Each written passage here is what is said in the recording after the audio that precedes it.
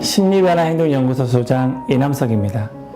지능, 그 애는 지능 지수가 높아, 지능이 낮아 하는데 과연 지능이란 게 뭘까요? 흔히 똑똑한데 공부를 하지 않아서 문제, 이러면서 높은 지능 지수, 즉 IQ 점수를 말씀하시는 분들이 있습니다. 그런 분들은 IQ가 어떤 확고한 능력이라고 생각하시는 듯 합니다. 하지만 IQ는 능력이 아닙니다. 현재 실제로 갖고 있는 확고한 능력이라기보다는 잠재성, 포텐셜, 잠재성에 더 가깝습니다. 좀 더 학문적인 용어로 바꾸자면 학습 준비도가 바로 지능입니다.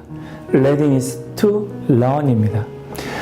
앞으로 더 얼마나 똑똑하게 새로운 것을 이해할 수 있는 준비가 되어 있다.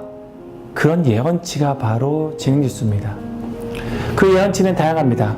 대중적으로는 아직도 IQ는 지능을 나타내는 대표적인 용어가 되어 있습니다. 그런데 지능에는 IQ만 있는 것이 아닙니다. 지능에는 감성적인 측면을 나타내는 EQ, 이런 것도 있습니다. 이외에도 새로운 용어를 만들기가 유행처럼 번져서 학술적인 타당성을 검토하지 않고 동기적인 측면을 강조하는 MQ, 사회적인 대인관계 측면을 강조하는 SQ 등이 쏟아져 나왔습니다. 그러나 현재는 로버트 스턴버그와 하워드 가드너, 그런 분들의 다중지능 이론, 그 정도만 학계에서 가치 있게 받아들여지고 있습니다. 그런데 지능이란 뭘까요? 지능이론의 선구자 중에 한 명인 비넷, 그 사람의 이론은 지능을 인식 능력이라고 보았습니다. 그리고 그 인식 능력에서는 이해력, 창조력, 보통 창의성이라고 말하는 창조력, 비판력, 행동 방향 설정 능력이 포함된다고 주장했습니다. 그러나 웩슬러는 지능이란 어떤 목적을 향해 행동하고 합리적으로 사고하며 환경을 효과적으로 다루는 개인의 총체적이고 전체적인 능력이라고 다소 추상적으로 정의했습니다. 비네와 웩슬러는 각각 지능검사를 만든 학자입니다. 그래서 지금도 쓰고 있습니다. 즉 학자마다 지능에 대한 다른 생각으로 지능검사를 만들었고요. 애초에 IQ라는 것도 다 똑같은 지능을 재서 나오는 것이 아니었습니다. 그래도 무분별하게 지능 점수가 높고 낮다, 이것만을 관심을 갖는다, 그런 문제가 있는 겁니다.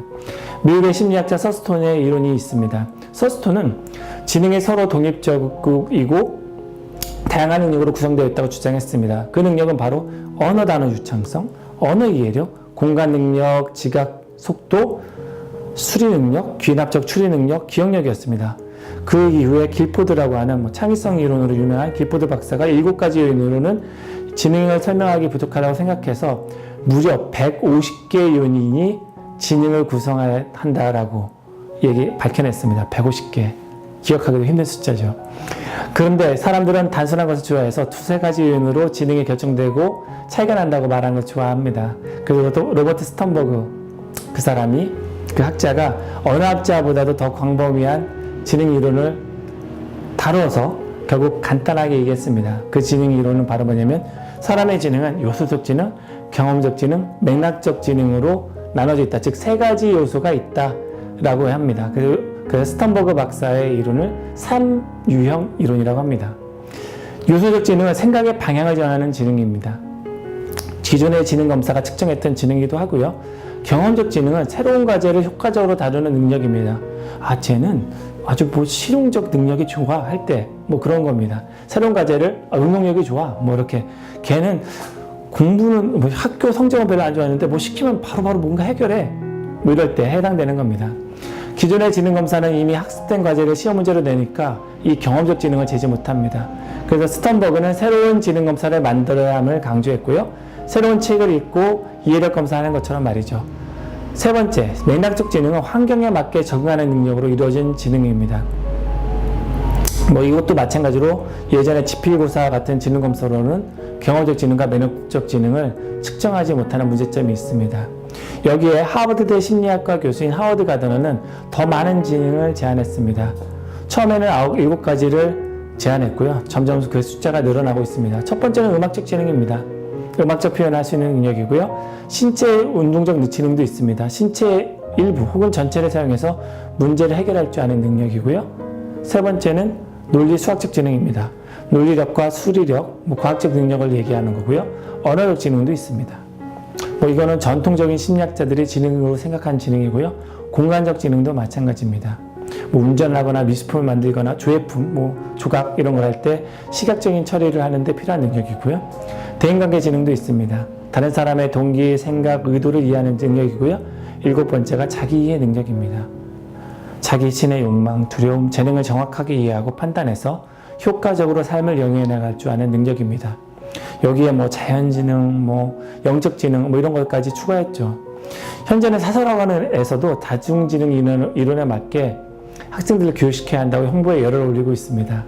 근데 하워드 가드너는 실험이 아니라 사례 연구로 이런 다중지능 이론을 찾았습니다. 특히 정상인보다 대부분 인지결함 환자, 자폐아, 뇌손상 환자에 대한 사례 바탕으로 인간에게 지능이 여러 가지인 거를 밝힌 겁니다.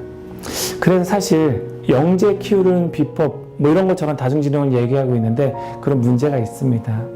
마치 좌뇌, 우뇌가 별도로 있으니까 좌뇌만 쓰고 우뇌만 더 쓰는 그런 인간을 만들자라고 하는 것처럼 학문적으로 말이 안 되는 겁니다. 지능은 많은 일반인들이 관심을 갖고 있고 학자들도 물론 많은 관심을 갖고 있습니다. 하지만 연구는 아직 명확하지 않습니다. EQ의 개념, 감성지능을 제안한 미국 심리학자인 데니얼 골만조차도 EQ는 학문적 타당성이 없으니까 조심하라 라고 얘기할 정도입니다. 그러니까 기존 지능 연구가 한계가 있으니까 다른 것도 연구해 보지 않으련 하고도 제안한 거에 지나지 않고요. EQ란 말도 뉴욕타임즈 기자가 만든 겁니다. 확실한 거는 높은 IQ를 가진 사람이 실패하고 평범한 IQ를 가진 사람이 성공하는 경우도 있다는 겁니다. 물론 IQ가 높은 사람도 성공하고요. 그러니까 IQ는 절대적이지 않은 겁니다. 마치 확고한 능력처럼 생각하시면 안 되는 겁니다. 단지 기존의 지능검사로는 재지 못하는 인간의 능력이 크며 현재까지 생각한 것보다 지능은 더 복잡하고 다면적인 개념이 있을 수 있다라고 생각하셔야 합니다. 지능은 확고한 능력이 아니라 학습 준비도이고 잠재성입니다.